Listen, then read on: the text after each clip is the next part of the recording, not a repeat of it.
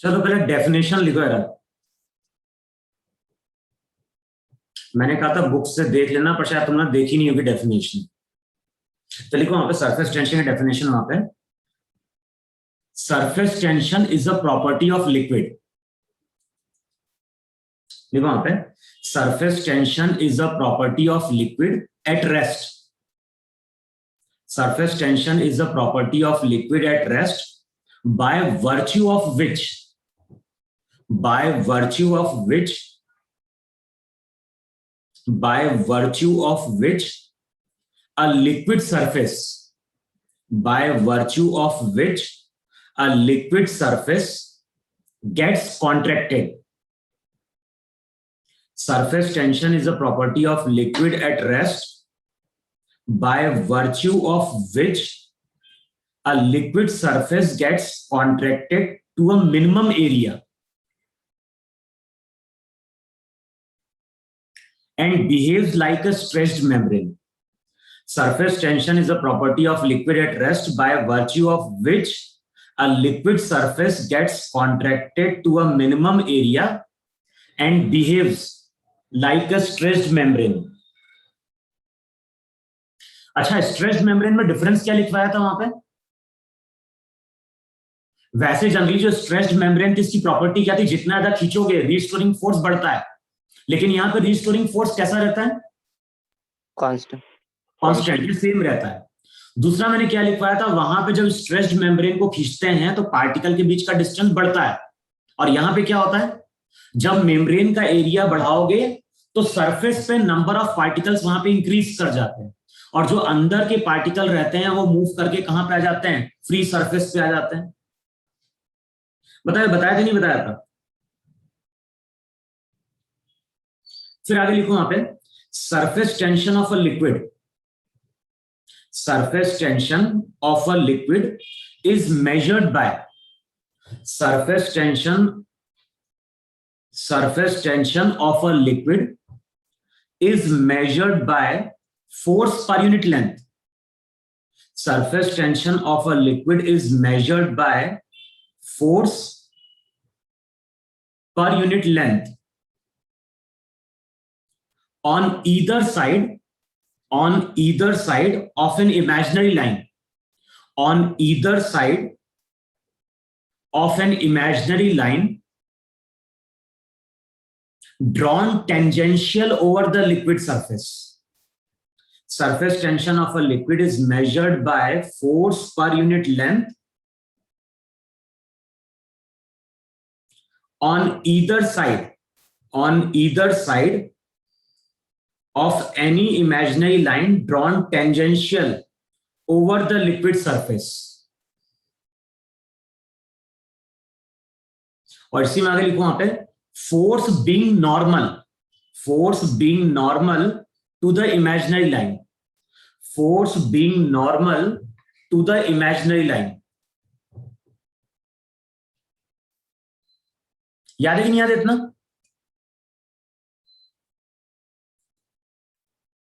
अबे हाँ है ना?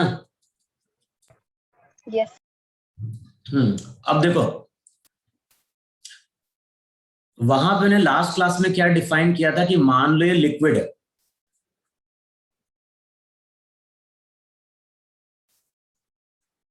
और इस लिक्विड के ऊपर हम क्या कर रहे हैं, एक स्क्वायर फ्रेम को लाके प्लेस कर रहे हैं।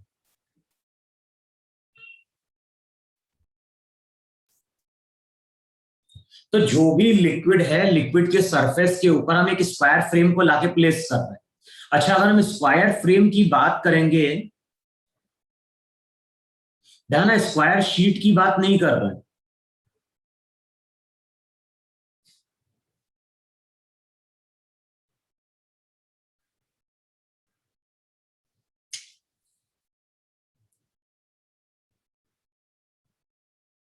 बताओ इस तरह से स्क्वायर फ्रेम होगा कि नहीं होगा?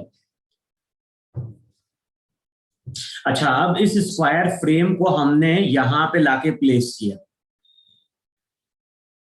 तो ऐसा दिखेगा नहीं दिखेगा सामने से?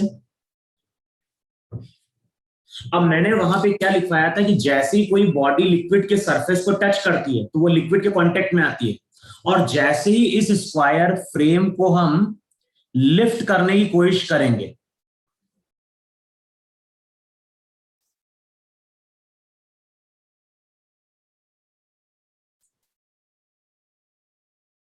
ये तुम्हारा स्क्वायर फ्रेम है और इस स्क्वायर फ्रेम को अब हम क्या कर रहे हैं, धीरे से लिफ्ट करने की कोशिश कर रहे हैं। अब बताओ, जैसे इसको हम धीरे से लिफ्ट करने की कोशिश करेंगे,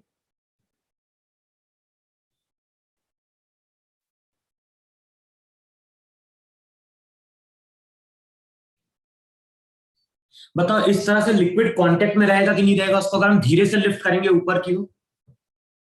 हाँ तो सर। बताओ यहाँ पे फ्री सरफेस बन गया कि नहीं बन गया? यस।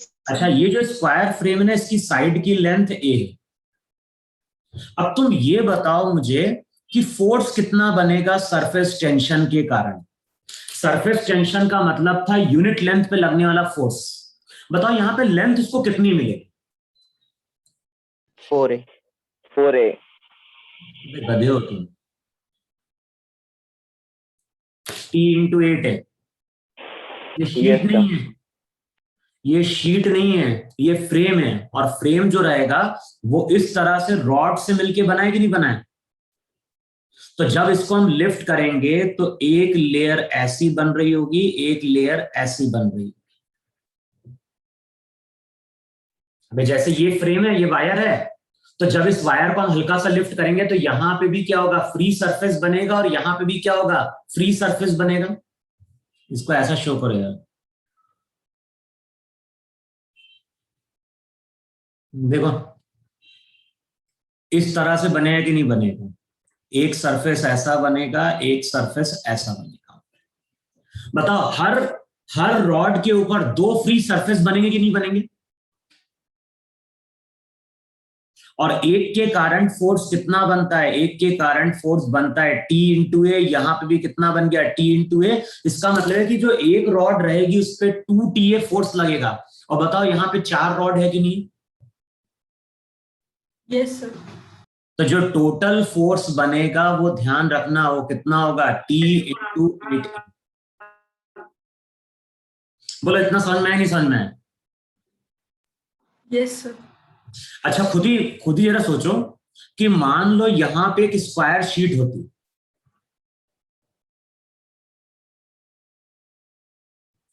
मान लो ये तुम्हारी एक स्क्वायर शीट है। अब मैं फ्रेम की नहीं बात कर रहा हूं, मैं एक स्क्वायर शीट की बात कर रहा हूं जहां पे हमने एक स्क्वायर पोर्शन कट कर दिया। तो स्क्वायर शीट है और यहां पे हमने एक स्क्वायर पोर्शन क्या कर दिया, कट कर दिया। तो देखो इतना पोर्शन है कि नहीं शीट का वहां पे केवल? Yes, sir. तो यहां पे केवल मटेरियल प्रेजेंट है, बीच वाला पोर्शन हमारा क्या है, कट कर दिया गया।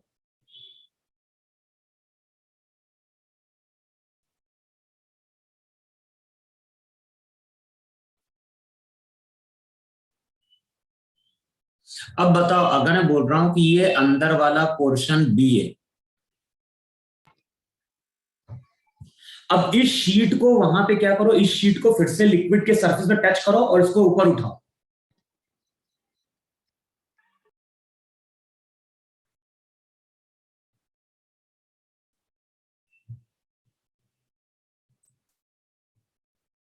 अब बताओ, जब इसको ऊपर उठाओगे तो यहां पे इस तरह से एक लेयर बनेगी, इस पे भी लेयर बनेगी कि नहीं बनेगी इस तरह से?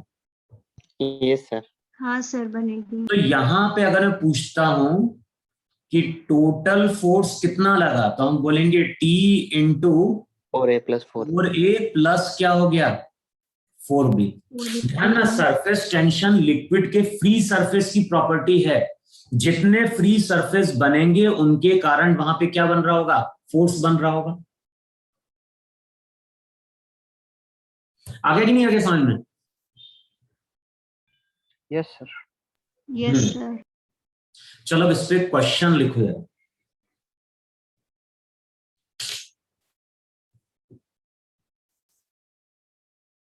लिखो, एक क्वेश्चन लिखो वहां पे।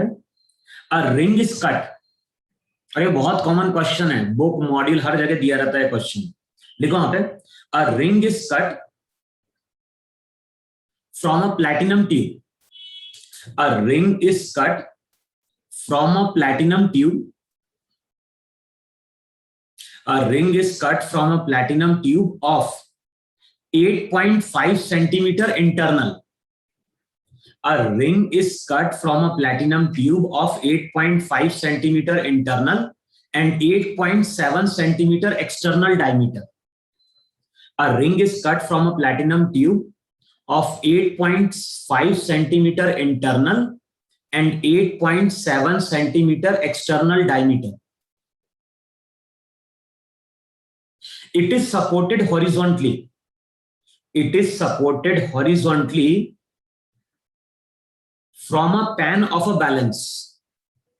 It is supported horizontally from a pan of a balance so that it is supported horizontally from a pan of a balance so that it comes in contact with the water. So that it comes in contact with the water in a glass vessel.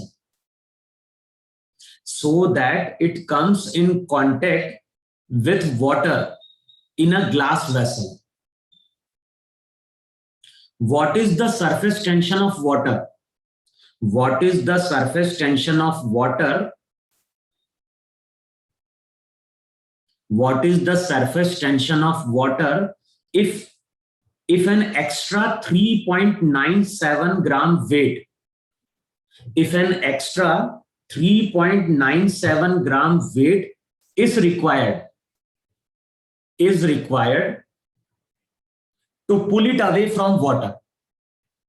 If an extra 3.97 gram weight is required to pull it away from water.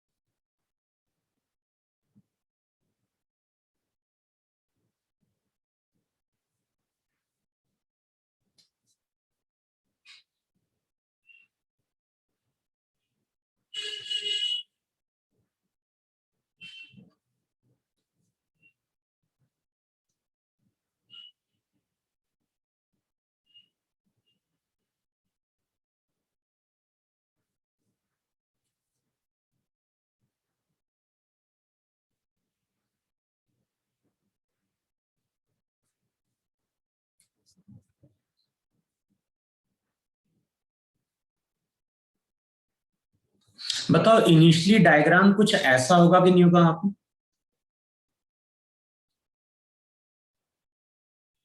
जो भी ring का wait रहेगा उसको counter balance करने के लिए हमने right side क्या किया होगा, एक और वेट प्लेस किया कि नहीं प्लेस किया? इनिशियली तो ये जो रिंग है ये हमारी बैलेंस्ड है कि नहीं है? अब क्वेश्चन में क्या बोल रहा है, जो भी रिंग है, रिंग को हम वाटर से टच करा रहे हैं और जैसे ही वाटर से टच कराओगे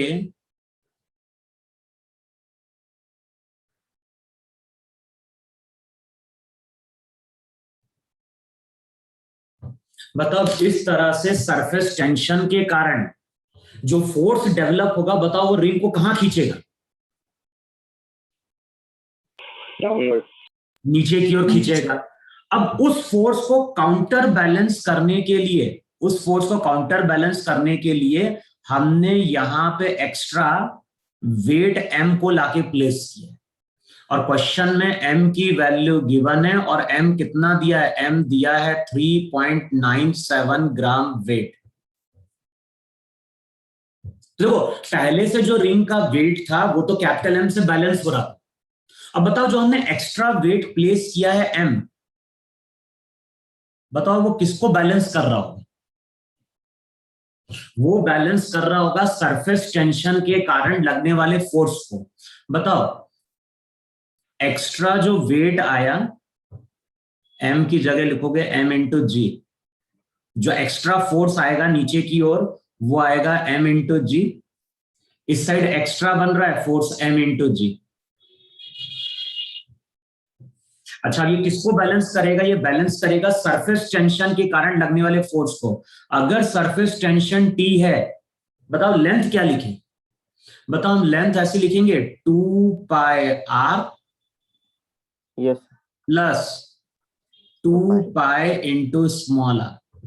अगर अंदर वाले का रेडियस आर है, बाहर वाले का रेडियस कैपिटल आर है, तो चेक करो ये रिजल्ट लिखोगे कि नहीं लिखोगे यहां पर? ये डिस्टेंस आर और ये डिस्टेंस वहां पे कितना? कैपिटल। सबकी वैल्यू पुट करो और जो आंसर दिया है वो दिया है सीजीएस में दिया है, तो चेक करो सीजीएस में वैल्यू कितनी आ रही। जी की वैल्यू 980 लेना। क्वेश्चन में बोल रहा है जी की वैल्यू 980 लो। अब चेक करो सरफेस टेंशन। अच्छा, सीजीएस में इसकी यूनिट क्या लिखवाई थी? डायन पर सेंटीमीटर। एसआई में जाओगे तो वहां पे हो जाएगी न्यूटन पर मीटर। वहां पे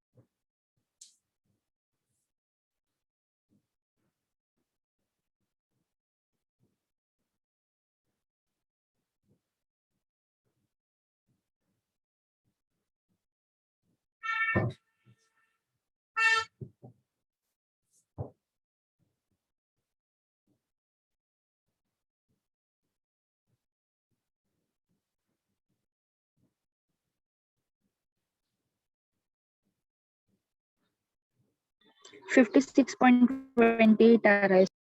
गलत आ रहा है। डायमीटर दिया है, रेडियस निकाल। रेडियस लिया है कि डायमीटर ले लिया तुम लोगों ने?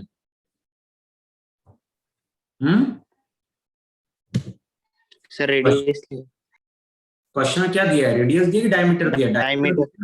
Diameter they. 8.57 internal and 8.7 centimetre external. हो डायमीटर है।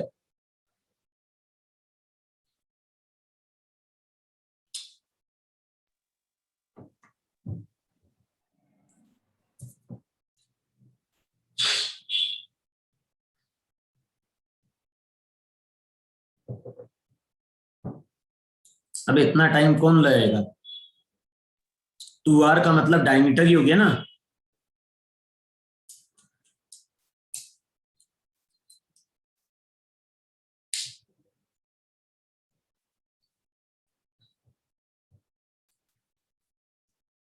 So 71.7. Yes, बोलो sir, ठीक। 71.8 आ रहा है. ये है ना। कितना बोल रहे हो Yes, टेंशन की वैल्यू? 71. 71। और यूनिट क्या हो जाएगी? यूनिट हो जाएगी इसकी डायन पर सेंटीमीटर। देखो चेक करो इतना आ रहा है कि नहीं आ रहा।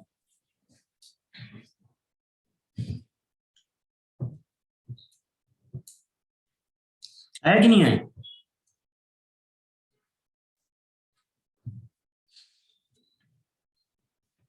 रब करूं मैं? Yes sir. चलो Yes. अब नेक्स्ट हेडिंग डालो वहां पे। देखो हम तीन चीजों की बात करते हैं। एक तो हम बात करते हैं ड्रॉप की। ड्रॉप भी कौन सा? लिक्विड। तो एक तो होता है हमारा लिक्विड ड्रॉप, फिर एक होता है एयर बबल, और तीसरा जो होता है वो होता है सोप बबल।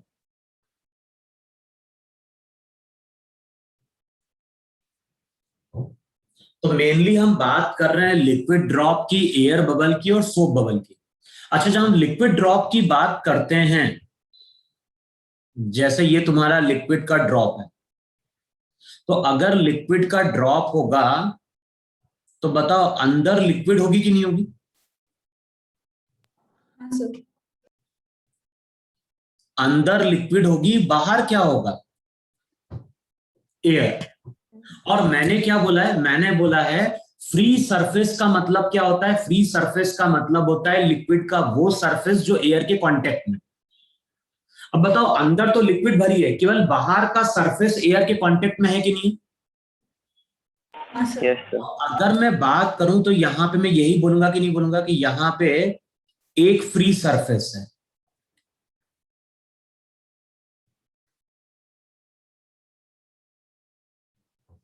अच्छा, एयर बबल की अगर हम बात करते हैं तो याद होगा एयर बबल जनरली पानी में बनता है या लिक्विड में बनता है। तो ये तुम्हारी एयर बबल है,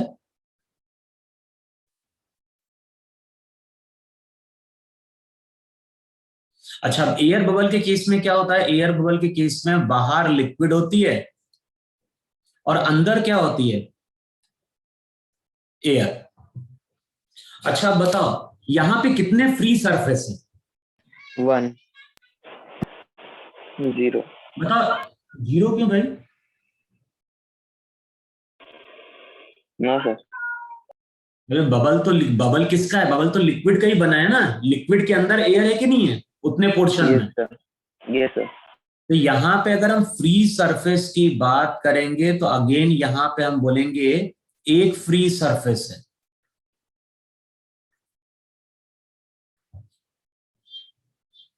अबे एयर बबल का मतलब है कि उतने रीजन में एयर एंट्रैप्ड है,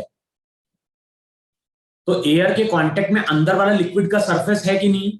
तो यहां Yes, पे sir. केवल एक फ्री सरफेस है। और जो तीसरा आता है वो हमारा आता है सोप बबल।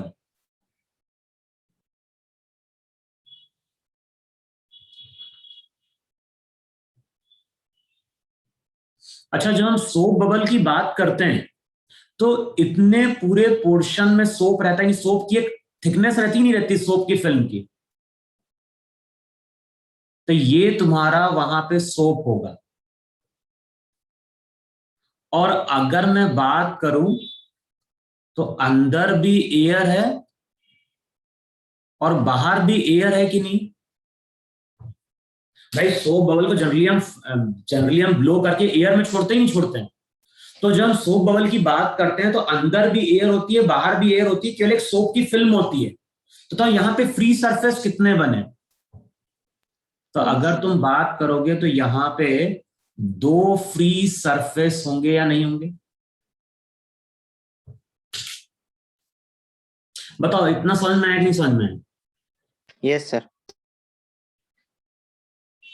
तो जो लिक्विड ड्रॉप होगा वहां पे एक फ्री सरफेस होगा, एयर बबल में भी एक फ्री सरफेस होगा, और तीसरा जो रहेगा सोप बबल, सोप बबल में वहां पे क्या होंगे? दो फ्री सरफेस बन रहे होंगे। बोलो, इतना सबको क्लियर हो? क्लियर हुआ? क्योंकि ये चीज ध्यान रखना, जितने फ्री सरफेस होंगे उन्हीं के कारण वहां पे सरफेस टेंशन के कारण क्या डेवलप होता है? फोर्स डेवलप होता है। तो नेक्स्ट हेडिंग डालो वहां पे, excess pressure.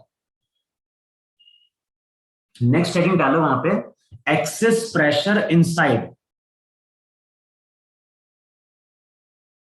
Excess pressure inside soap bubble. अब मैं कोई एक रिजल्ट को डिराइव करूंगा, वहां से हम बाकी रिजल्ट के फॉर्मूले यूज कर लेंगे। मैंने क्या लिखवाया? Excess pressure inside soap bubble.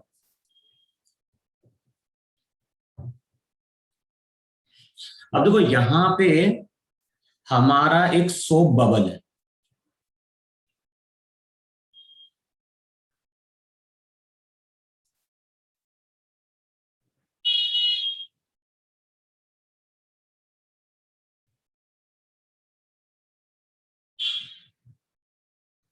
तो ये है हमारा यहाँ पे सोप बबल, ये हो गई सोप की फिल्म की थिकनेस।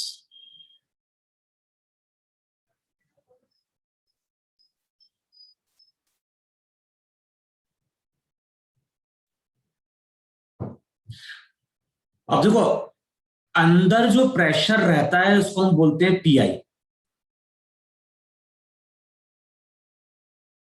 और जो बाहर का प्रेशर रहता है उसको हम बोलते हैं पी आउटसाइड।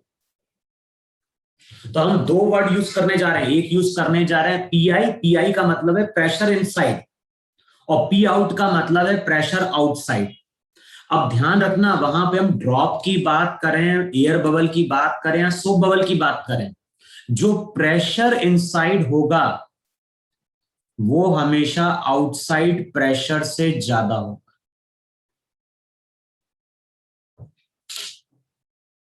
क्लियर? जो भी अंदर का प्रेशर होता है वो बाहर के प्रेशर से हमेशा वहां पे क्या होगा, ज्यादा होगा।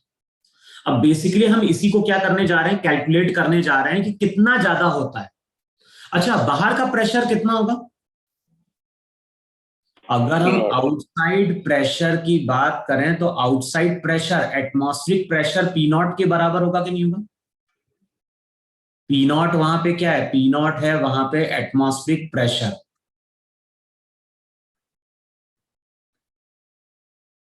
बोलोगे बोलोगे कि नहीं बोलोगे? जब हम प्रेशर को कंपेयर करेंगे तो अंदर का प्रेशर बाहर के प्रेशर से ज्यादा होगा। हम ये कैलकुलेट करने की कोशिश कर रहे हैं कि अंदर का प्रेशर और जो बाहर का प्रेशर है उसमें डिफरेंस कितने का आता है। तो जो बाहर का प्रेशर है वो तो अभी एटमॉस्फेरिक प्रेशर पी नॉट है वहां पे, है कि नहीं? अब वो कैसे कैलकुलेट करेंगे अंदर का प्रेशर? तो इमेजिन करो कि ये जो सोप बबल है उसको हम 20 से कट कर रहे हैं। ये हमें केवल इमेजिन करना है और कुछ नहीं करना है। तो जो भी सोप का बबल है उसको इमेजिन करो, उसको हमने 20 से वहां पे कट किया। अच्छा, 20 से अगर हम कट करेंगे तो हमें ज्योमेट्री किसकी दिखाई देगी? अगर कोई ऑब्जर्वर इधर से देख रहा है तो किसकी? अबे बबल है, इसको अगर हम डायमीटर के अलोंग कट करेंगे तो जो भी कटा हुआ पार्ट रहेगा, बचा हुआ पार्ट रहेगा, बताओ एक हेमिस्फीयर की तरह दिखेगा ही नहीं दिखेगा? Yes sir. तो अब जो डायग्राम रहेगा वो डायग्राम कुछ इस तरह से बनेगा कि नहीं बनेगा हेमिस्फीयर का?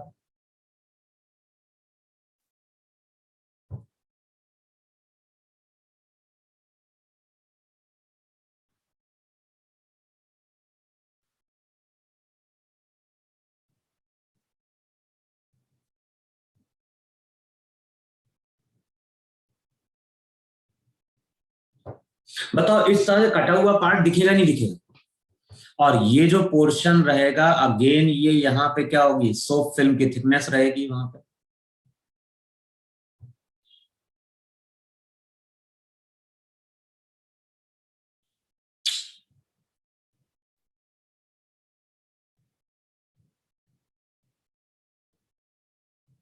बताओ ऐसा होगा कि नहीं वहां पे?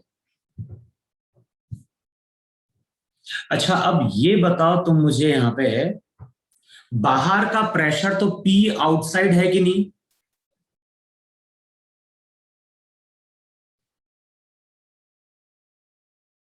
है कि नहीं है बाहर का प्रेशर पी आउटसाइड? अंदर का प्रेशर मैंने माना है पी आई। अच्छा, अंदर एयर है तो हर जगह प्रेशर पी आई होगा कि नहीं होगा?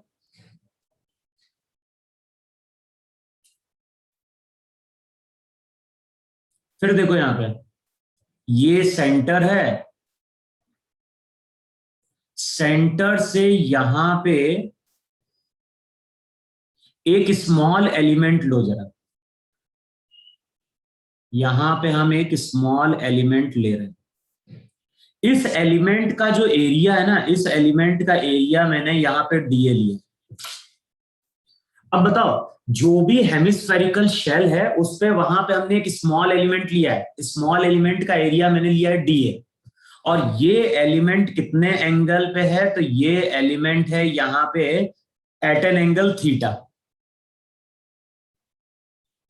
अच्छा, प्रेशर कैसा एक्ट करता है? प्रेशर हमेशा एक्ट करता है नॉर्मल टू द सरफेस। तो अंदर का प्रेशर अगर पीआई है तो चेक करो प्रेशर पीआई इस तरह से एक्ट करेगा कि नहीं एक्ट करेगा। मैं अंदर का प्रेशर अभी देख रहा हूं। अच्छा, अंदर का प्रेशर अगर पीआई है तो इस प्रेशर के कारण बताओ यहां पे फोर्स डीएफ बनेगा कि नहीं बनेगा?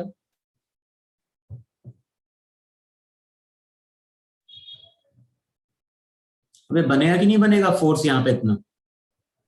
हाँ सर। या तो डीएफ बोलते हैं या फिर एफ बोलते हैं। अच्छा, फोर्स की वैल्यू कितनी होगी यहां पे जो डीएफ फोर्स है, डीएफ फोर्स ध्यान ना, डीएफ फोर्स लग रहा है एक स्मॉल एलिमेंट पे। तो इस फोर्स की वैल्यू यही होगी कि नहीं होगी? Pi into DA. अंदर का प्रेशर है, अंदर का प्रेशर डीए एरिया पे नॉर्मली लग रहा है तो उसके कारण फोर्स लगेगा प्रेशर इंटू एरिया। बताओ वो डीएफ के बराबर हो गया कि नहीं हो गया? अभी हम बाहर की नहीं बात कर रहे हैं, अभी हम केवल अंदर का प्रेशर देख रहे हैं। तो अंदर के प्रेशर के कारण एक स्मॉल एलिमेंट पे इतना फोर्स बनेगा कि नहीं बनेगा? हाँ सर। अच्छा बताओ, ये जो एलिमेंट रहेगा ये एलिमेंट कैसा है? बहुत स्मॉल है कि नहीं? Yes sir. और हेमिस्फेयर पे अगर हम एक स्मॉल एलिमेंट लेंगे तो तब वो स्मॉल एलिमेंट टेंजेंट के अलोंग होगा कि नहीं होगा? भाई ये तुम्हारा सेंटर था,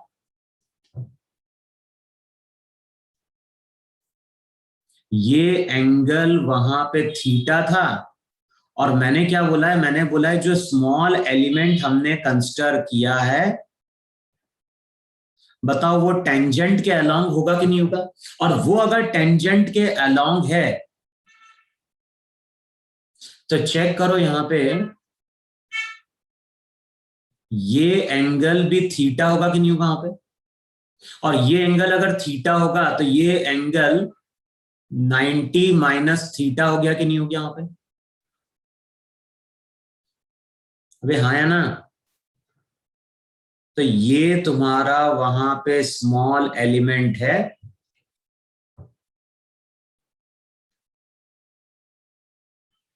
देखो चेक करो ये एंगल थीटा बन रहा है कि नहीं बन रहा है?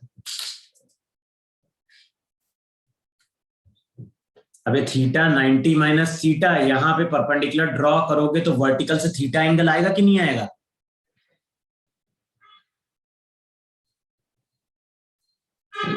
क्या तुम लोग, हाँ तो बोला करो। मैं बोल रहा हूं ये एलिमेंट है, ये एलिमेंट टेंजेंट के अलोंग है, तो यहां पे ये एंगल अभी मैंने कितना बोला? ये एंगल 90 माइनस थीटा होगा, तो ये एंगल वहां पे थीटा होगा या नहीं होगा, ये पूछ रहा हूं मैं। Yes sir. अच्छा, अब ये बताओ मुझे, ये जो फोर्स बन रहा है ये फोर्स नॉर्मली बन रहा है कि नहीं बन रहा है? ये एंगल कितना है? ये एंगल थीटा है। बताओ फोर्स के कितने कंपोनेंट बनेंगे? फोर्स के वहां पे एक तो हॉरिजॉन्टल कंपोनेंट बनेगा डीएफएक्स, और यहां पे फोर्स का बनेगा वहां पे वाई कंपोनेंट। जो भी फोर्स का एक्स कंपोनेंट रहेगा, चेक करो वो वहां पे डीएफ कॉस थीटा होगा कि नहीं होगा? और डीएफ का मतलब क्या हो गया? Pressure inside into D A cos theta. बताओ इतना आएगा कि नहीं आएगा? Pressure inside into D A cos theta.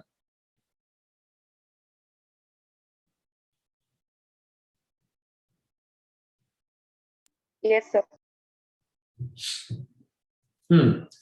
अब ये बताओ मुझे यहां पे, ये जो फोर्स का हॉरिजॉन्टल कंपोनेंट आया और वर्टिकल कंपोनेंट आया, तो सिमेट्री से क्या बोलोगे? एक एलिमेंट अगर यहां पे तो उसके ऑपोजिट एक एलिमेंट यहां कहीं होगा कि नहीं होगा? हाँ इस सर। एलिमेंट पे भी अगर देखोगे तो फोर्स ऐसा डेवलप होगा नहीं डेवलप होगा? डीए। और ध्यान है ये एंगल भी कितना बन रहा होगा? ये एंगल सिमेट्री से हम बोल रहे हैं, तो चेक करो ये एंगल भी यहां पे थीटा होगा कि नहीं थीटा होगा?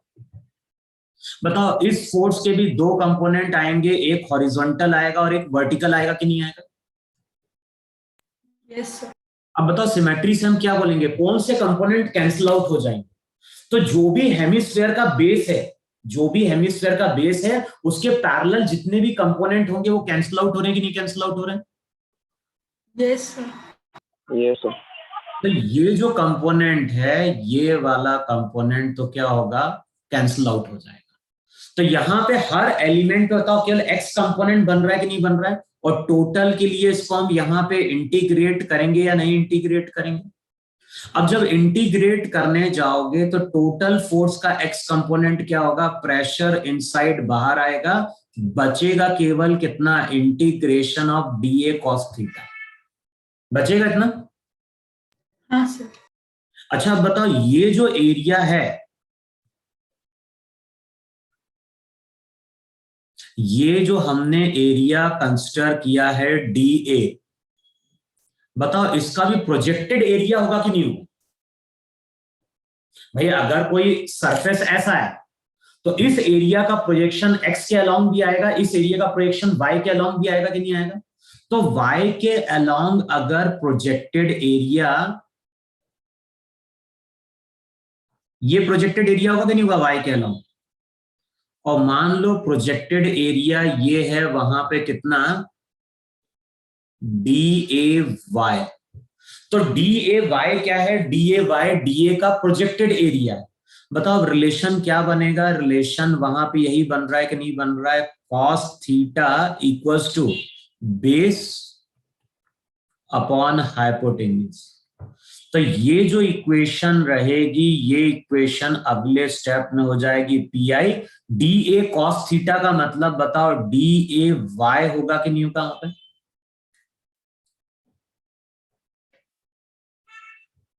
तो बोलो हाँ या ना। Yes, sir. हाँ सर। अब देखो यार डायग्राम, इस तरह से हेमिस्फेयर था, यहां पे हमने एक स्मॉल एलिमेंट लिया, तो इस स्मॉल एलिमेंट का प्रोजेक्टेड एरिया यहां कहीं बना कि नहीं बना? अगर तुम एक स्मॉल एलिमेंट यहां कहीं लोगे तो इस स्मॉल एलिमेंट का भी प्रोजेक्टेड एरिया बनेगा कि नहीं बनेगा इस प्लेन पे? और बताओ ये आएगा कि नहीं आएगा प्रोजेक्टेड एरिया? अब देख के बताओ जितने भी सरफेस होंगे स्फीयर के, सबके अगर हम प्रोजेक्टेड एरिया निकालें तो यहां पे इस तरह से d A y d A y d A y बनता जाएगा कि नहीं बनता जाएगा? अब बताओ integration of d A y क्या देगा, integration of d A y pi r square देगा कि नहीं देगा? पाई आर स्क्वायर का मतलब क्या हो गया, पाई आर स्क्वायर का मतलब हो गया ये पूरा एरिया। भैया जितने भी प्रोजेक्टेड एरिया रहेंगे जब सबको हम इंटीग्रेट करेंगे, बताओ वो बेस का एरिया पाई आर स्क्वायर निकल के आएगा कि नहीं निकल के आएगा? Yes sir. अच्छा अब देखो इस डायरेक्शन में जो फोर्स बना ना, ये जो फोर्स बन रहा है ना, इस फोर्स को तुम नाम दो F1। तो यहां पे अगर देखोगे तो यहां पे इस डायरेक्शन में बताओ F1 फोर्स आ रहा है कि नहीं आ रहा है? अब ध्यान है F1 फोर्स किसके कारण बन रहा है, F1 फोर्स अंदर वाले प्रेशर के कारण बन रहा है। अच्छा बाहर जो प्रेशर आएगा उसके कारण भी फोर्स बनेगा कि नहीं बनेगा इस डायरेक्शन में F2?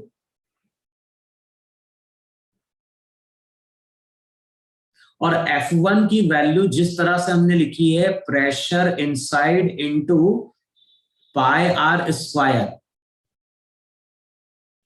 बताओ उसी तरह से अगर बाहर का जो प्रेशर रहेगा उसके कारण जो फोर्स बनेगा उसको हम डायरेक्ट लिख सकते हैं outside pressure P naught into pi r square. बताओ इतना लिखा कि नहीं लिखा? Yes sir. अंदर के दो फॉर्मूला क्या ध्यान रखना है, फॉर्मूला ध्यान रखना है प्रेशर इंटू प्रोजेक्टेड एरिया, और ये फॉर्मूला हम कई जगह यूज करते हैं। अगर किसी कर्व सरफेस पे प्रेशर लग रहा है तो हमें क्या करना है, जो प्रेशर नॉर्मली देखो अगर किसी कर्व सरफेस पे अगर प्रेशर लग रहा है तो प्रेशर के कारण जो फोर्स आता है इसको हम लिखते हैं प्रेशर इनटू प्रोजेक्टेड एरिया। अच्छा, इसके अलावा कोई फोर्स आ रहा है क्या इस हेमिस्फेरिकल पोर्शन पे? बताओ, ये जो हेमिस्फेयर है उसके इस साइड भी एक हेमिस्फेयर है कि नहीं?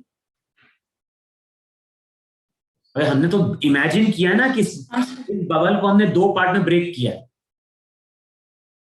अब ये बताओ मुझे यहां पे कि जो बबल जो आधा बबल है इस साइड का, अब चेक करो वो इस डायरेक्शन में सरफेस टेंशन के कारण फोर्स लगाएगा कि नहीं लगाएगा?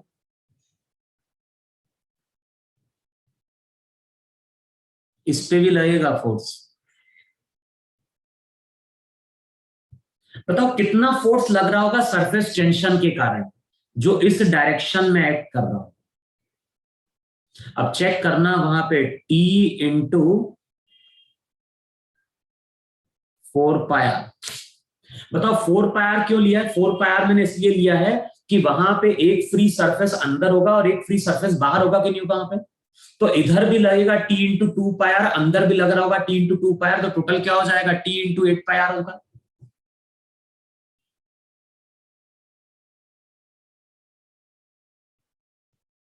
वे होगा जो ये हेमिस्फेयर है उसके आधा जो हेमिस्फेयर रहेगा वो सरफेस टेंशन के कारण हर मॉलिक्यूल एक दूसरे को खींच रहे होंगे नॉर्मली, तो इधर भी लगेगा T इंटू 2πr, अंदर भी लग रहा होगा T इंटू 2πr, तो टोटल बनेगा T इंटू 4πr। अब इसको वहां पे बैलेंस करेंगे क्योंकि ये पार्ट तो कैसा है, इक्विलिब्रियम में है। तो अब हम इक्वेशन क्या लिखेंगे? हम इक्वेशन लिखेंगे T into 4πr plus P naught into pi r square किसके बराबर? P i into pi r square के बराबर। पाई से पाई वहां पे कैंसिल आउट होगा और चेक करो कौन सा प्रेशर ज्यादा है, पी इनसाइड ज्यादा है। तो इक्वेशन क्या बन रही है? P inside minus P outside. Outside का मतलब पी नॉट। बताओ P inside minus P outside 4t/r के बराबर आ रहा है या नहीं आ रहा? और ये फॉर्मूला है जो तुम्हें याद रखना कि अंदर का प्रेशर बाहर के प्रेशर से ज्यादा होता है और दोनों का जो प्रेशर डिफरेंस होता है वो 4tr होता है। बोलो इतना समझ में आएगी? नहीं समझ में? सर नहीं आ रही, कट रही तेरी आवाज। सर थिकनेस स्मॉल है क्या उसकी? बबल की थिकनेस क्या, सोप फिल्म की थिकनेस क्या होती है तुम बताओ जरा। कभी सोप का बबल फुलाया है? Yes sir. हाँ, तो उसकी थिकनेस क्या होती है? 2 मीटर, 3 मीटर, 2 सेंटीमीटर, 3 सेंटीमीटर में होती है क्या? मिलीमीटर में होती है, पतली सी फिल्म होती है सोप फिल्म। Yes sir. तुमने कोई सोप फिल्म नहीं देखी क्या? देखिए। तो फिर सोप फिल्म की थिकनेस कैसी होती है? बहुत स्मॉल होती है कि नहीं होती है? और थिकनेस अगर स्मॉल है तो यहां पे भी T इंटू 2πr मिलेगा बाहर और अंदर भी क्या मिलेगा? T इंटू 2πr मिलेगा। तो P inside minus P outside 4t/r होता है। ध्यान रखना ये होता है in case of soap bubble. अच्छा, अगर मान लो सोप बबल नहीं है, ये तो हमने सोप बबल की बात करी, अगर हम बात कर रहे हैं लिक्विड ड्रॉप की तो चेक करो P inside minus P outside 2t/r लिखें। ये किसके लिए एप्लीकेबल होगा? ये एप्लीकेबल होगा फॉर लिक्विड ड्रॉप। और फिर क्या हो गया? या तो लिक्विड ड्रॉप या फिर हम बात करेंगे वहां पे एयर बबल की। बताओ यहां पे मैंने 2 क्यों लिया? वहां यहां पे 2 आया, वहां पे 4 आया, क्यों? क्योंकि यहां पे जो मल्टीप्लाई किया ना हमने 4, वो इसलिए हमने मल्टीप्लाई किया था वहां पे 2πr बाहर का 2πr अंदर का, क्योंकि वहां पे 2 फ्री सरफेस थे। लेकिन अगर हम ड्रॉप की बात कर रहे हैं, एयर बबल की बात करें, बताओ केवल एक ही फ्री सरफेस मिलेगा कि नहीं मिलेगा? Yes sir. भाई जब हम ड्रॉप की बात करेंगे और ड्रॉप को अगर हम इस तरह से इमेजिन करेंगे कि बीच से हमने कट कर दिया, तो ये जो पूरा पोर्शन रहेगा, ये पूरा पोर्शन तो पानी से भरा होगा कि नहीं होगा? ये पूरा पोर्शन,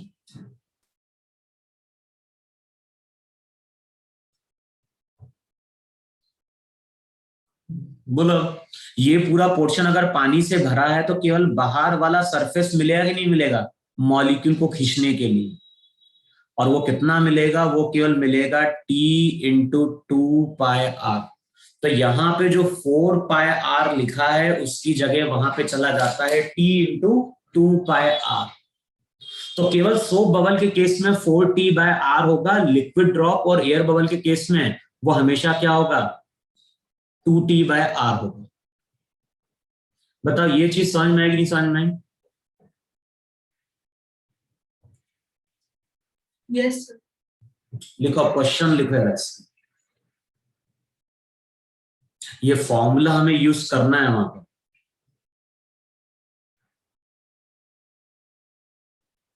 अच्छा, P inside minus P outside, बताओ यही प्रेशर का डिफरेंस है कि नहीं? तो ये जो P inside minus P outside होता है, इसी को वहां पे हम बोलते हैं एक्सेस प्रेशर। तो ये हो जाएगा वहां पे एक्सेस प्रेशर। तो जो हेडिंग में डलवाई थी वही डलवाई थी, excess pressure inside soap bubble. तो सोप बबल में जो एक्सेस प्रेशर होता है 4T/r के बराबर होता है, बाकी केस में क्या होगा? 2T/r। लिखो एक क्वेश्चन वहां पर, a minute spherical air bubble, a minute spherical air bubble is rising slowly,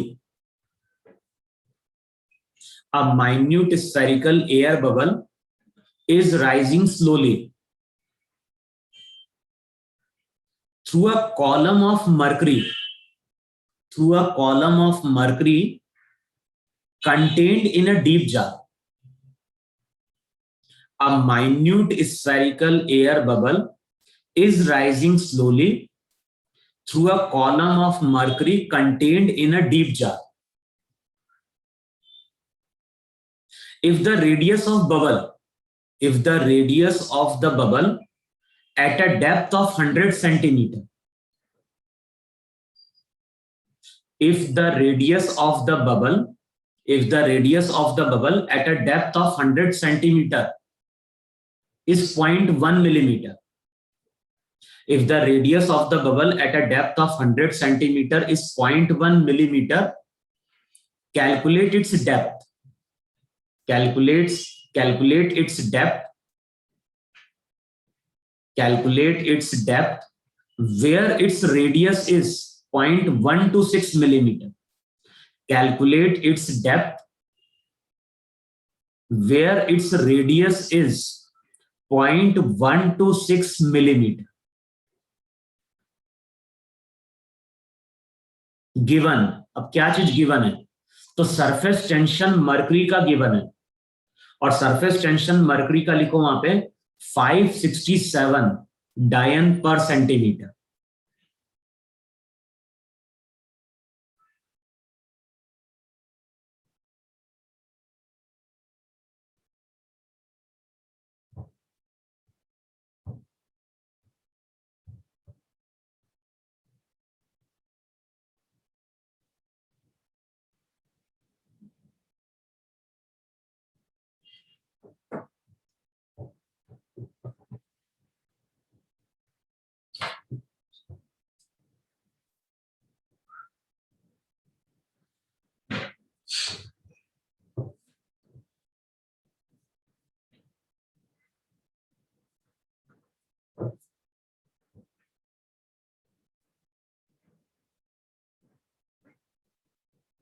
बताओ इस तरह से लिक्विड है कि नहीं वहां? और यहां कहीं तुम्हारा क्या है? एयर बबल की बात कर, तो अंदर एयर है, बाहर तुम्हारी वहां पे क्या है? लिक्विड है। अच्छा, इनिशियली इसकी डेप्थ गिवन है कि नहीं गिवन है? बताओ जब H1 डेप्थ है तो उसका रेडियस गिवन है कि नहीं गिवन है? कितना दिया है इनिशियली इसका रेडियस? 0.1 mm. तो इसका रेडियस दिया है 0.1 mm। कितनी डेप्थ पे? 100 सेंटीमीटर। 100 सेंटीमीटर। बाद में अपन यूनिट को कन्वर्ट करेंगे। अच्छा, जो भी एयर बबल है वो ऊपर की ओर जाएगा कि नहीं जाएगा? तो कुछ टाइम बाद एयर बबल यहां कहीं पहुंच गया,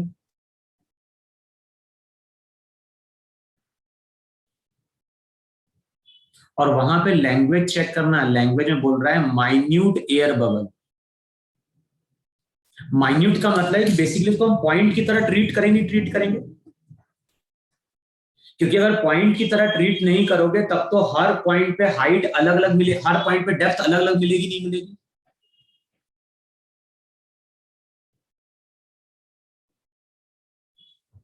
अबे बबल अगर बहुत बड़ा होगा,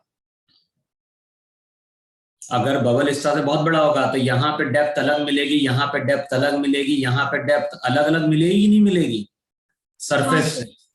लेकिन अगर माइन्यूट है तो उसको हम पॉइंट की तरह ट्रीट करेंगे। पॉइंट की तरह ट्रीट करें तो हर के लिए डेप्थ कितनी होगी? h1 होगी कि नहीं होगी? Yes sir. तो जो माइन्यूट बोला है, माइन्यूट का पर्पस यही है कि हम डेप्थ वहां पे हर जगह क्या लें? सेम लें। अच्छा, h2 डेप्थ पे कितना, हमें डेप्थ कैलकुलेट करनी ना h2 की रेडियस कैलकुलेट करना है। हमें h2 डेप्थ कैलकुलेट करनी है जहां पे रेडियस कितना है? 0.26 मिलीमीटर। 0.126 या 0.26? 26 है। 0.26 मिलीमीटर।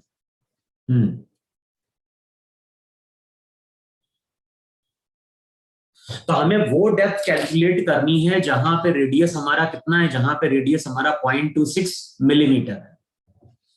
अच्छा बताओ कैसे कैलकुलेट करेंगे, ये बताओ मुझे। जैसे जैसे एयर बबल जाएगा बाहर का प्रेशर कम होगा कि नहीं कम होगा? भाई यहां पे अगर प्रेशर बन रहा है P1 और यहां पे प्रेशर बन रहा है P2, तो ये हमने पढ़ा है कि नहीं पढ़ा है कि P1 की वैल्यू क्या होगी? P1 की वैल्यू होगी P0 प्लस रो इंटू जी इंटू H1, और P2 की वैल्यू हो जाएगी वहां पे P0 प्लस रो इंटू जी इंटू H2। बताओ जैसे जैसे एयर बॉल ऊपर की ओर जाएगा बाहर का प्रेशर कम होगा कि नहीं कम होगा? Yes sir. अच्छा बताओ, बाहर अगर हम प्रेशर बढ़ाते हैं तो साइज छोटा होता है कि बड़ा होता है? किसी चीज पे अगर हम बाहर से प्रेशर बढ़ाएंगे तो उसका साइज छोटा होगा नहीं छोटा होगा? Yes sir. अच्छा, बाहर का प्रेशर अगर हम कम करने लगे तो क्या होगा? साइज वॉल्यूम बढ़ेगा। बढ़ेगा। साइज बढ़ेगा। तो ध्यान रखना, एयर बबल का साइज क्यों ग्रो कर रहा है? एयर बबल का साइज इसलिए ग्रो कर रहा है क्योंकि बाहर का प्रेशर कंटिन्यूअसली क्या हो रहा है? डिक्रीज कर रहा है। अच्छा देखो, बाहर का प्रेशर मालूम है कि नहीं मालूम है दोनों पॉइंट पे? अब मान लो यहां पे जो अंदर का प्रेशर है उसको हम बोल रहे हैं P डैश, और यहां पे जो अंदर का प्रेशर है उसको हम बोल रहे हैं P डबल डैश। अब बताओ रिजल्ट हम ये यूज करेंगे नहीं यूज करेंगे? Pressure inside minus pressure outside किसके बराबर? 2T/R1 के बराबर। और दूसरा रिलेशन हम क्या लिखेंगे? दूसरा रिलेशन हम लिखेंगे pressure inside minus pressure outside किसके बराबर? 2T/R2 के लिखेंगे वहां पे। देखो ऐसा लिख सकते हैं, लिख सकते हैं। हाँ सर। अब बताओ P1 P2 की वैल्यू यहां पुट कर दें तो P डैश और P डबल डैश की वैल्यू मिल जाएगी नहीं मिल जाएगी? तो P डैश की वैल्यू क्या मिलेगी? P डैश की वैल्यू मिलेगी P0 प्लस रो जी H1 plus 2T/R1। Similarly P double dash की वैल्यू क्या होगी? P डबल डैश की वैल्यू की P2। P2 वहां पे क्या होगा? P2 हो जाएगा P0 प्लस रो जी H2 प्लस 2T/R2। बताओ ये P डैश और P डबल डैश की वैल्यू है कि नहीं वहां पे? Yes sir. अच्छा तो ये अंदर का प्रेशर मैंने कैलकुलेट किया नहीं कैलकुलेट किया? P डैश और P double dash. Yes sir. अब बताओ अंदर एयर है कि नहीं, और अंदर की एयर का मुझे प्रेशर मालूम है। बताओ टेम्परेचर में कोई चेंज आएगा क्या? टेम्परेचर में चेंज तभी आएगा जब एयर के मॉलिक्यूल की स्पीड बहुत ज्यादा बढ़ जाए, और एयर के मॉलिक्यूल की अगर स्पीड ज्यादा नहीं बढ़ेगी तो हम टेम्परेचर को कांस्टेंट मानेंगे, और टेम्परेचर को अगर कांस्टेंट मानेंगे तो पीवी इक्वल्स टू कांस्टेंट, हम एयर को ट्रीट करेंगे एज एन आइडियल गैस। बताओ ये फॉर्मूला एप्लीकेबल होगा कि नहीं एप्लीकेबल होगा? अब बताओ प्रेशर है पी डैश, वॉल्यूम कितना हो गया? वॉल्यूम हो गया 4/3 पाई R1 क्यूब।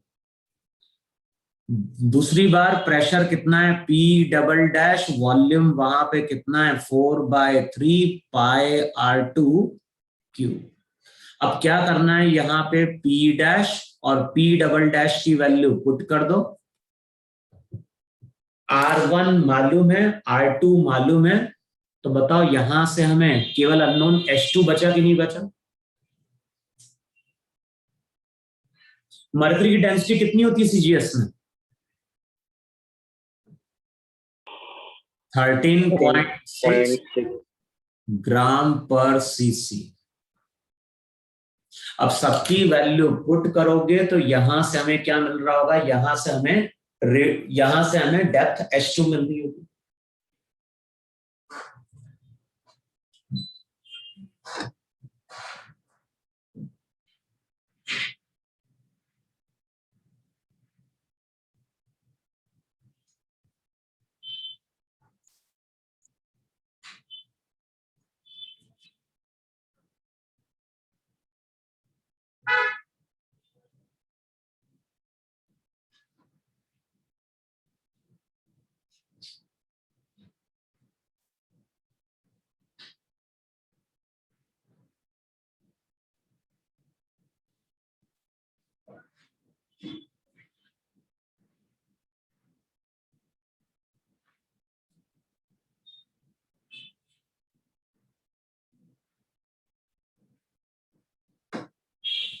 कैलकुलेशन कर लोगे ना तुम लोग?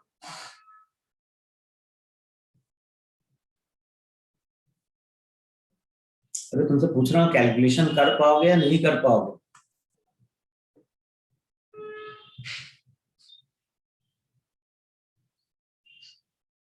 फिर टाइम लगेगा तुम लोग कैलकुलेशन, तुम चेक करो, मैं आंसर लिख रहा हूं। जो आंसर आता है H2 डेप्थ वो आता है 9.48 सेंटीमीटर। सबकी वैल्यू गिवन है, सबकी वैल्यू पुट करना और चेक करना है H2 9.48 सेंटीमीटर आ रहा है या नहीं है।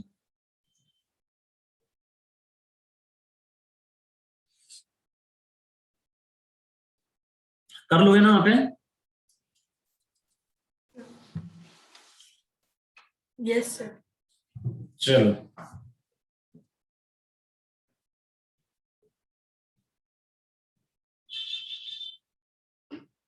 अच्छा, आगे बढ़ने से पहले एक चीज और देखो यार, है तो पूरा नहीं। देखो अगर लास्ट हमने क्या डिस्कस किया था? हमने डिस्कस किया था कि यहां पे अगर एक यू शेप फ्रेम है और वहां पे याद है हमने इस तरह से एक स्लाइडिंग वायर को लाके प्लेस किया था, और इस पूरे फ्रेम को हम सोप सॉल्यूशन में लेके गए थे। तो बताओ यहां पे एक सोप की फिल्म बन गई कि नहीं बन गई? हमने उल्टा करके इसको डिप किया था। तो इस तरह से वहां पे एक सोप सॉल्यूशन की फिल्म बन गई। उसका कुछ सरफेस टेंशन दिया हो। अच्छा अब यहां पे मैंने क्या किया? यहां पे मैंने एक लोड को लाके हैंग कर दिया।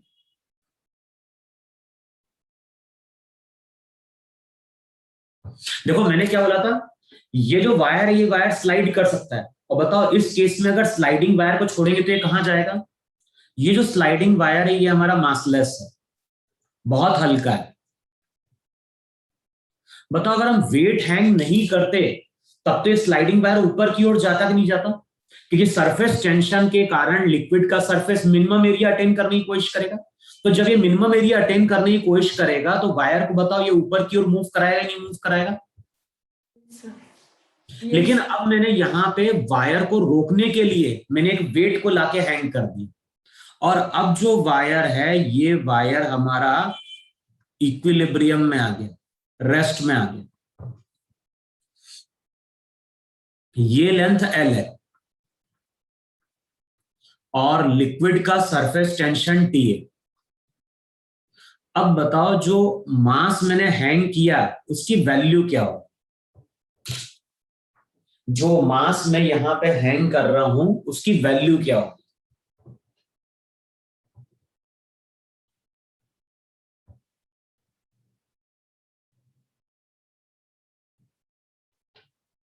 अरे तुम लोगों को पूछ रहा हूं, यहाँ पे जो मास मैंने हैंग किया उसकी वैल्यू क्या होगी? तो अब क्या करोगे यहाँ पे?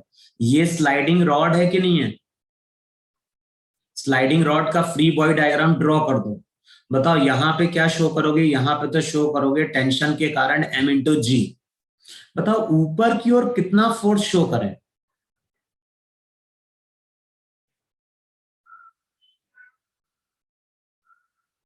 टी इंटू क्या मल्टीप्लाई करें?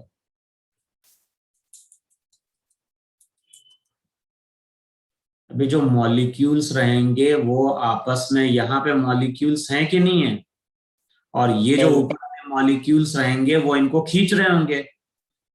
हाँ बोलो कितना? 12.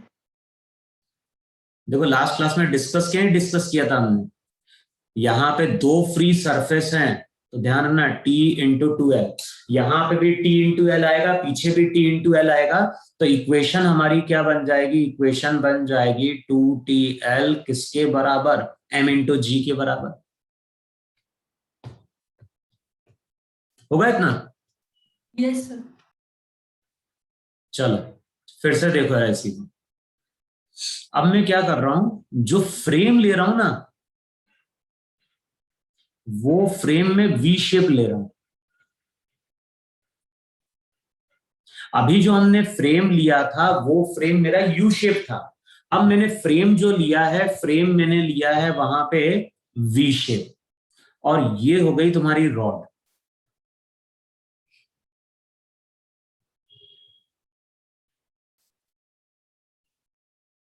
रॉड की कुछ लेंथ है और रॉड की लेंथ सफिशिएंट। अच्छा अब यहां पे इस पूरे फ्रेम को हमने सोप सॉल्यूशन में डिप किया, तो यहां पे क्या बन गई? यहां पे अब एक फिल्म बन गई सोप की।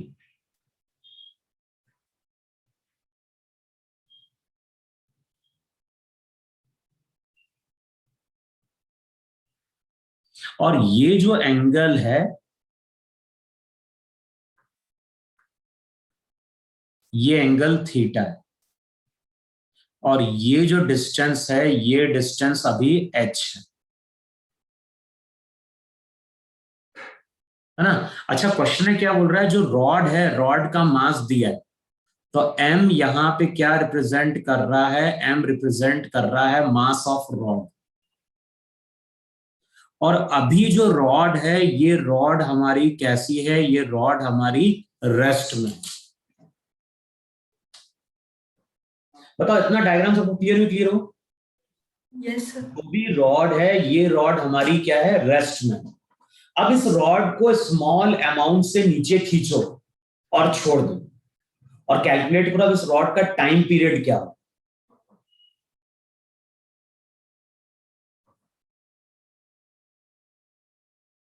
हमें ये कैलकुलेट करना है कि अगर इस रॉड को हम स्मॉल अमाउंट से खींचते हैं और छोड़ते हैं तो ये जो रॉड है ये रॉड प्रूफ, सबसे पहले तो ये प्रूफ करो कि रॉड का मोशन सिंपल हार्मोनिक होगा या नहीं होगा, और अगर सिंपल हार्मोनिक हुआ तभी इसका हम टाइम कैलकुलेट कर पाएंगे। तो क्वेश्चन में क्या बोल रहा है? क्वेश्चन में बोल रहा है कि अगर इसको हम स्मॉल अमाउंट से डिस्प्लेस करते हैं और रिलीज करते हैं तो इसका टाइम पीरियड क्या होगा।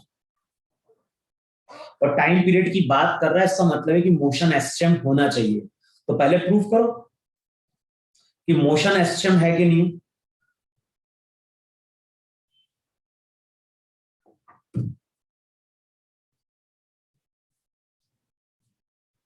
सबसे पहले इस पोजीशन पे क्या करो? फ्री बॉडी डायग्राम ड्रॉ करो।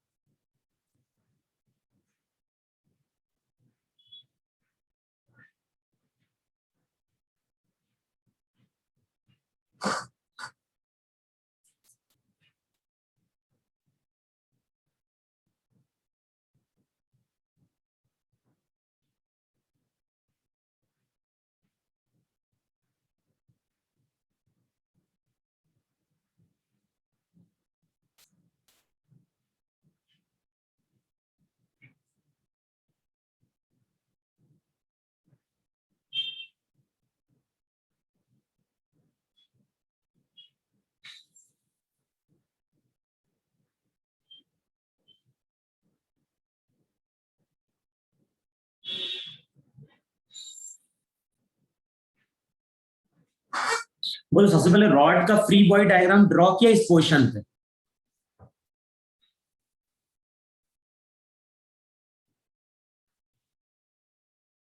बोलो इस पोजीशन पे रॉड का अगर फ्री बॉडी डायग्राम ड्रॉ करोगे तो एक तो शो करोगे रॉड का वेट।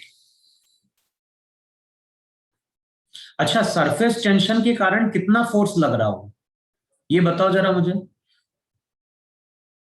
टी इंटू, और उसको डबल करेंगे वहां पे, ये बताओ ये लेंथ कितनी है।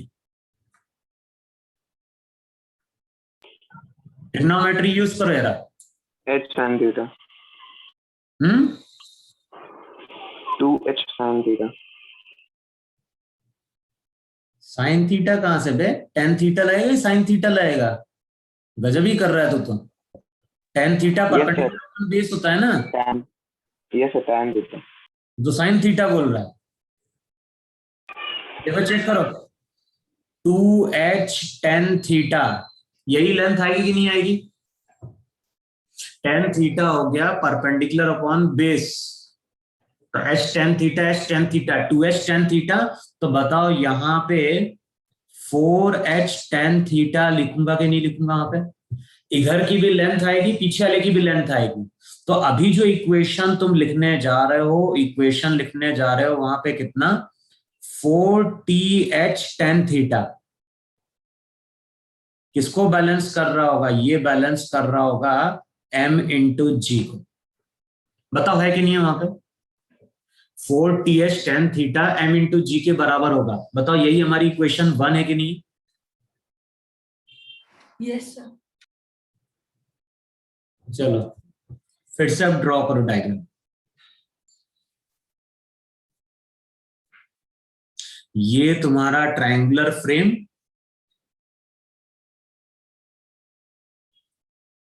रॉड पहले यहां पे थी, कितने डिस्टेंस पे?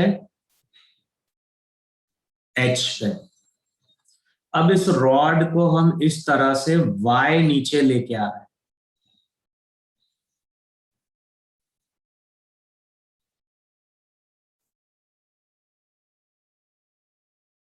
अच्छा, तो अगर हम रॉड को y धीरे से नीचे खींचेंगे तो जो फिल्म वायर के कांटेक्ट में आएगी उसकी लेंथ बढ़ेगी या घटेगी? बढ़ेगी ना। अब बताओ ये पूरी फिल्म हो गई कि नहीं होगी तुम्हारी सोप फिल्म? यहां तक आ गई अब सोप फिल्म।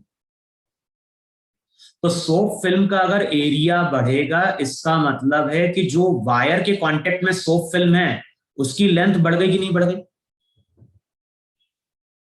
अब कैलकुलेट करके बताओ ये लेंथ कितनी होगी। ये लेंथ वहां पे चेक करो, 2h प्लस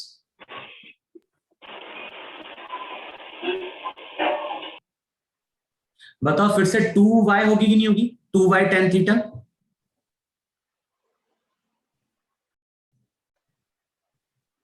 चेक करो, जो लेंथ बढ़ेगी वो 2h plus 2y tan theta होगी कि नहीं होगी? भाई यहां से यहां तक की लेंथ तो पहले से हमें कैलकुलेट कर चुके थे, जो थी 2h टेन थीटा। हमें केवल यही लेंथ कैलकुलेट करनी ना एक्स्ट्रा, ये लेंथ और ये लेंथ जो बढ़ी है। तो फिर से चेक करो, y टेन थीटा है कि नहीं है? Yes sir. अब मैं स्लाइडिंग वायर का फिर से फ्री बॉडी डायग्राम ड्रॉ करूंगा, तो यहां पे तो mg है, लेकिन ऊपर वाला जो फोर्स रहेगा वो हो जाएगा T इंटू, अब बताओ ये लेंथ को डबल करना है तो ये हो जाएगा 4h plus 4y tan theta. बताओ इतना आएगा कि नहीं आएगा? बताओ कौन सा फोर्स बढ़ गया? ऊपर वाला फोर्स पहले T into 4h tan theta था, अब हो गया T into 4h tan theta plus T into 4 tan theta. तो ऊपर वाला फोर्स ज्यादा है कि नहीं ज्यादा है? इसका मतलब है कि वायर को हमने भले ही डिस्प्लेस किया है नीचे की ओर, लेकिन फोर्स कहां बन गया, ऊपर की ओर। तो पहली कंडीशन हमारी फुलफिल हो रही है कि फोर्स और डिस्प्लेसमेंट ऑपोजिट है। अच्छा, अब रिजल्टेंट फोर्स कितना हो जाएगा, तो रिजल्टेंट फोर्स हो जाएगा वहां पे कितना, 4TH tan theta, 4TH tan theta plus 4YT tan theta minus mg। 4TH tan theta की जगह mg पुट करोगे तो ये वाली टर्म और ये वाली टर्म वहां पे कैंसिल आउट होगी, और जो भी रिजल्टेंट फोर्स रहेगा वो हो जाएगा 4T tan theta into Y. बताओ इतना बन रहा है कि नहीं बन रहा है? अब यहाँ पे 4 कांस्टेंट है, सरफेस टेंशन कांस्टेंट है, थीटा कांस्टेंट है, तो यहां से हम बोल सकते हैं कि फोर्स और डिस्प्लेसमेंट ऑपोजिट है। साइन अपने से लगा नेगेटिव, फोर्स डिपेंड कर गया डिस्प्लेसमेंट के लीनियर पावर पे, तो यहां से हम बोल सकते हैं कि जो वायर है, वायर का मोशन यहां पे सिंपल हार्मोनिक होगा। बताओ इतना होगा कि नहीं होगा? Yes, sir. अच्छा, तो इसी केस में अगर मैं वायर को नीचे ना पुल करके ऊपर की ओर धीरे से धक्का देता तो क्या होता? बताओ, ऊपर की ओर हम लेके जाते हैं तो फिल्म का एरिया घटता कि नहीं घटता? Yes sir. हाँ सर। फिल्म का एरिया अगर घटता तो ये वाली टर्म भी वहां पे डिक्रीज करती कि नहीं डिक्रीज करती? अबे फिर ये टर्म वहां पे Yes, sir. डिक्रीज करती। अब बताओ, इसको अगर हम ऊपर की ओर डिस्प्लेस कर रहे हैं तो mg ज्यादा होगा कि नहीं ज्यादा हो जाएगा? तो रिजल्टेंट फोर्स नीचे क्यों आएगा कि नहीं आएगा? Yes sir. Yes, तो sir. दोनों ही केस में फोर्स और डिस्प्लेसमेंट ऑपोजिट हैं। अब कंपेयर करो स्टैंडर्ड इक्वेशन से, तो बताओ k डैश कांस्टेंट किसके बराबर आ गया? k dash constant 4T tan theta के बराबर आ गया। k डैश को हम लिखते थे m ओमेगा स्क्वायर, तो जो भी ओमेगा रहेगा, ओमेगा की वैल्यू हो जाएगी 4T tan theta by m। Omega को क्या लिखना है? ओमेगा को लिखना है 2π/t, यहां से टाइम पीरियड मिल जाए। अच्छा, 4T tan थीटा की जगह हम mg/4h भी लिख सकते हैं, लिख सकते हैं। Yes sir.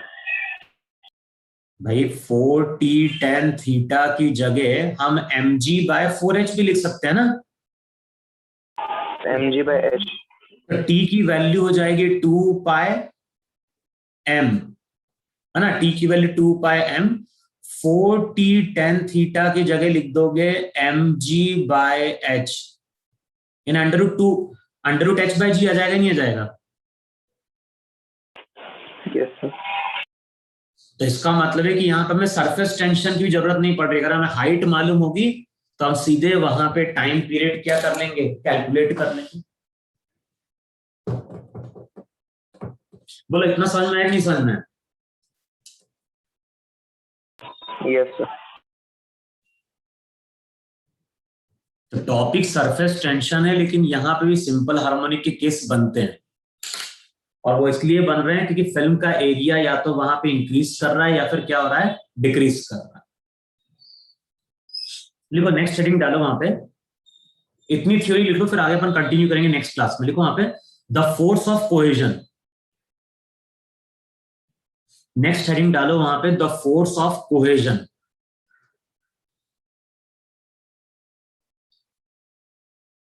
लिखो वहां पे the force of attraction between the molecules of same substance is called cohesive force. The force of attraction, the force of attraction between the molecules of the same substance is called cohesive force। लिखा है ना? In case of solid,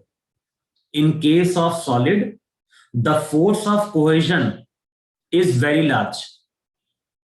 In case of solid, the force of cohesion is very large, and due to this solid have definite shape। Due to this solid have definite shape and size. On the other hand, the force of cohesion in case of liquid is weaker than that of solid. Solid में cohesive force ज्यादा होता है, liquid में cohesive force क्या होता है, week होता है. Hence, liquid do not have definite shape. Hence, liquid do not have definite shape but have definite volume.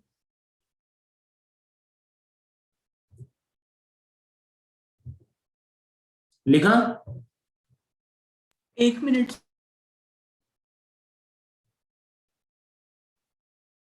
On the other hand, the force of cohesion in case of liquid is weaker than that of solid. Hence, the liquid do not have definite shape but have definite volume. Liquid का definite volume होता है, लेकिन shape definite नहीं होता है. और लिखो वहां पे the force of cohesion is negligible in case of gases. The force of cohesion is negligible in case of gases because of this fact. Because of this fact, the gases have neither fixed shape nor fixed volume. भाई solid का क्या है, fixed shape भी है, fixed volume भी है. क्यों? क्योंकि कोहेसिव फोर्स बहुत लार्ज है. लिक्विड में कोहेसिव फोर्स वीक होता है, इसके कारण वॉल्यूम तो फिक्स्ड है लेकिन शेप फिक्स्ड नहीं है. और गैस की हम बात करते हैं, गैस में कोहेसिव फोर्स बिल्कुल नेग्लिजिबल है, जिसके कारण ना तो उसका शेप फिक्स्ड होता है, ना तो उसका साइज फिक्स्ड होता है, ना उसका वॉल्यूम फिक्स्ड होता है. लिखा है इतना? Yes sir. इसके एग्जाम्पल भी लिख लो वहां पे. लिखा, it is difficult to separate. कुछ एग्जाम्पल लिख लो कोहेसिव फोर्स के वहां पे. It is difficult to separate two sticky plate of glass. It is difficult to separate two sticky plate of glass wetted with water. Wetted with water. It is difficult to separate two sticky plates of glass wetted with water.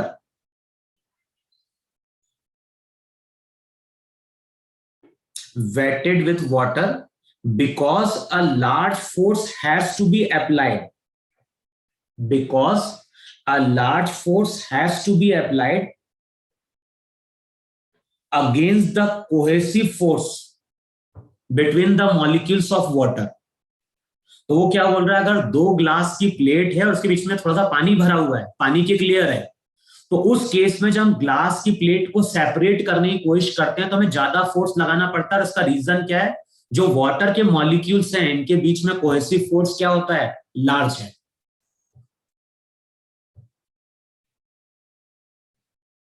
लिखा वहां पे? Yes sir. Example लिखो वहां पे cohesive force का. It is very difficult. It is very difficult. It is very difficult to break a drop of mercury. It is very difficult to break a drop of mercury. It is very difficult to break a drop of mercury into small droplets. Into small droplets because of large cohesive force between its molecule. कभी देखा है mercury को अगर लोगे और mercury को अगर तुम सेपरेट करने की कोशिश करते हो तो इतनी जल्दी सेपरेट नहीं होती है. क्यों? क्योंकि मरकरी के जो मॉलिक्यूल्स होते हैं उसमें कोहेसिव फोर्स क्या होता है, बहुत लार्ज होता है. देखा नहीं देखा है मरकरी? Yes sir. तो मरकरी को अगर सरफेस पे गिरा दोगे ग्लास पे और उसको चाकू से या कुछ नाइफ से कट करने की कोशिश करना, वो इतना इजिली वो ड्रॉप्स, एक जो ड्रॉप रहेगा वो बहुत सारे ड्रॉपलेट्स में नहीं कन्वर्ट हो पाता है. और उसका रीजन क्या है? उसका रीजन है वहां पे लार्ज कोहेसिव फोर्स. नेक्स्ट लिख लो वहां पे एडहेसिव फोर्स. एडहेसिव फोर्स या फिर फोर्स ऑफ एडहेशन. और एडहेसिव फोर्स में लिखो वहां पे the force of attraction the force of attraction between molecules of different substances. The force of attraction between molecules of different substances is called adhesive force. The force of attraction between the molecules of different substances is called adhesive force. अब उसके कुछ example लिखो वहां पे. Adhesive force enables us. Adhesive force enables us to write on the blackboard with a chalk. जब हम चौक से blackboard पे लिखते हैं तो जो चौक के मॉलिक्यूल्स रहते हैं वो ब्लैकबोर्ड पे इसलिए आ पाते हैं क्योंकि दोनों के बीच में क्या लग रहा होगा? एडहेसिव फोर्स लग रहा होगा. और उसी फोर्स के कारण चौक के पार्टिकल्स क्या होते हैं? बोर्ड पे रुक पाते हैं. लिखा? फिर नेक्स्ट लिखो वहां पे, adhesive force help us to write on the paper with ink.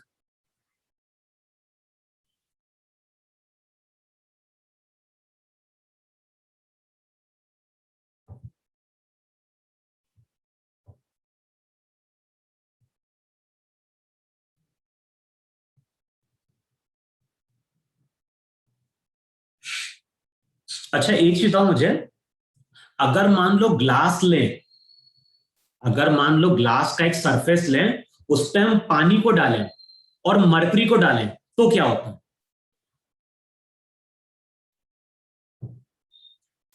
मैं तुम लोगों से पूछ रहा हूं, ये अगर ग्लास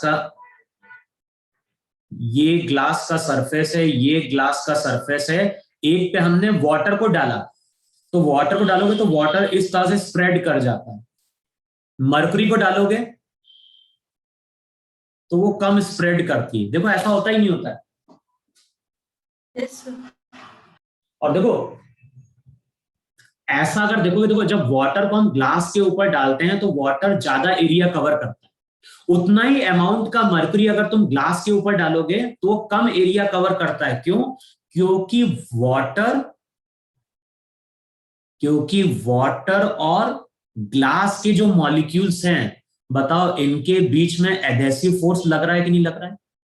और यहां पे एडहेसिव फोर्स कोहेसिव फोर्स से ज्यादा होता है.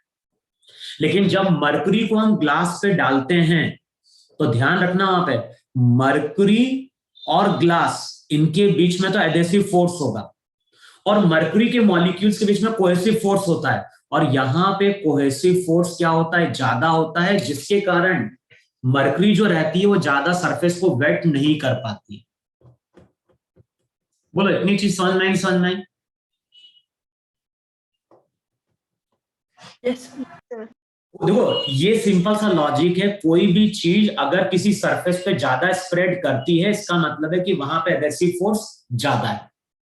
और अगर कोई लिक्विड है, सरफेस पे ज्यादा फैल नहीं पा रही है, इसका मतलब है कि उस लिक्विड के मॉलिक्यूल्स के कोहेसिव फोर्स स्ट्रांग है as compare to adhesive force. Adhesive force ज्यादा होगा तो सरफेस को ज्यादा वेट करेगा, और कोहेसिव फोर्स ज्यादा होगा तो सरफेस को वहां पे क्या होगा? कम वेट करेगा वहां पे. इतना समझ में आएगी? समझ में? Yes, sir. इतनी थ्योरी पढ़ के देखना, प्रेशर इनसाइड प्रेशर आउटसाइड की. अगले टर्न पे इसी को हम कंटिन्यू करेंगे और हम लोग बात करेंगे वहां पे एंगल ऑफ कांटेक्ट की. तो बेसिकली अगली क्लास में टॉपिक अपना कंप्लीट हो रहा होगा. एंगल ऑफ कांटेक्ट होगा, एंगल ऑफ कांटेक्ट के बाद कैपिलरिटी आएगी और सरफेस एनर्जी. ये टॉपिक जो रहेगा वहां पे एंड हो रहा है. समझ में आ गया इतना?